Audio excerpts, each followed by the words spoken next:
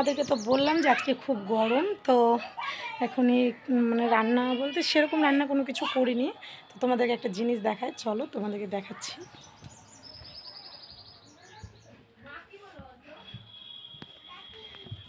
এই দেখো, এই যে আলু ভাজা, পটল আলু পেঁয়াজ দিয়ে ভাজা, এটা পেঁয়াজ আছে, ডিমের অমলেট, আর মেয়েদের জন্য গরম ভাত করতে হয়েছে, কারণ মেয়েরা গরম ভাত খাবে। আর একটা জিনিস তোমাদেরকে দেখাই, দেখো আজকে দুপুরে আমি খাবো। দেখো, এই দেখো একটু ভাত জলে ভিজিয়ে রেখেছি, এই যে আজকে আমি জল দেওয়া ভাত খাবো।